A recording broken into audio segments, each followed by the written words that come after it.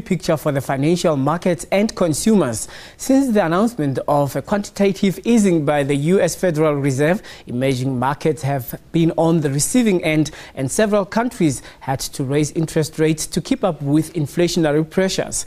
The recent petrol price hike and high food prices are really hurting everyone and putting everyone under strain, and management of one's finances is very crucial. Well, to talk about this and other general issues, we are joined in the studio by Siphiwe Moyo, who is the author and former retail banker. Good afternoon to you and welcome. Good afternoon, Colin. Thanks for having me. All right, let's start with the basics now. What is your feeling regarding the current turbulent economic times? It's tough. It's tough times. We're observing that the global economy is still under pressure. The South African economy is no exception at all. So it's really tough times. And the forecast is that it's going to be tough for the whole of this year.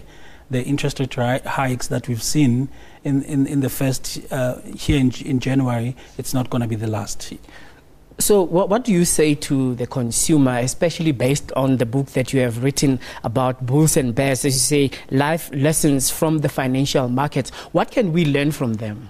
We can learn a lot from the financial markets, and one of the things that we do learn is the fact that all trends in the economy eventually end, they stop. We've been through a very big economic boom in South Africa. So if you look until 2007, we had a huge economic boom. Property prices were going up 20% and that kind of stuff. It stopped in 2008. We had a recession, and then it looked like times were starting to get better. But now times are really tough. So what it means, though, is that the fact that times are tough now, it does not mean it's going to be tough for a long time. It's going to be tough forever. So we can be comforted by the fact that this too shall pass, but we have to be prudent in how we manage our finances. Mm-hmm. Yeah, you make reference to the performance of the rand, that yes, it bounces back even if it gets knocked down. Tell us about that kind of volatility. Yeah, I mean, currencies around the world, they go up and down all the time. And, in fact, many people don't know, but there was a time when the rand was actually equal to the dollar. And there was a time when the rand was like 3 rands to the dollar, and it became, for the first time, 6 rand to the dollar when President Thabo Mbeki was taking over in 2006. But the rand has always bounced back. So if you look, there was a time when the rand was hit very hard in 2001 at 13 rand 84 to the dollar. But it bounced back. It came back to about 6 rand to the dollar again.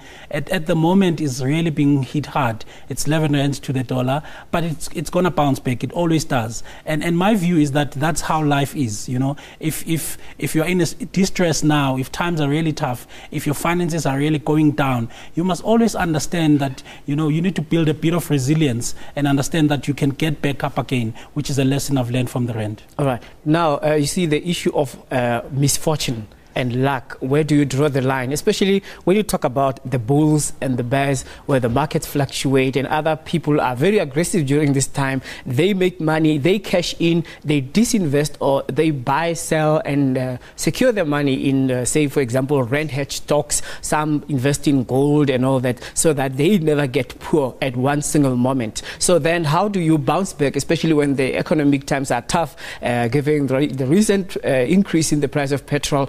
Obviously, it cascades down to the increase in the prices of food and services and all that. Yeah, I mean, so I mean, you have to try, right? You have to try to manage your finances, to budget, to be quite strict on yourself. In fact, many people even have to take back that car that you just cannot afford. Many financial institutions will take back the car if you go and surrender it, so that you start again. You can go to debt counseling. You can try all kinds of things. But the issue is you should never even come to that point. Many of us live way beyond our means. Many of us never really budget interest rate hikes when we do all the things that we do, when we go and acquire debt, and for a very interesting period in South Africa now, we've been living under low interest rates for a very, very long time, and that trend has changed. So the interest rate that we've had now, it's not going to be the last. So don't acquire more debt. Be strict on the debt that you have. If you get a bit more money, put it into your debt, because the trend that you are in now, it's a downward trend for a while.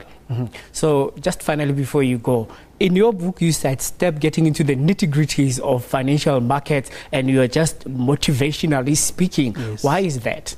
So the first thing, I also wanted to show that financial markets are not this territory for some people for a particular people who maybe studied in Sandton or whatever. I studied in Soweto, I stayed in Orange Farm. I wanted to make sure that I understand these things as well. But then when I wrote the book, I wanted everybody to just learn these jargons. People in the financial markets, instead of saying you must have money, they will say you must inject liquidity. So I want everybody to just understand the basics of the financial markets and be motivated.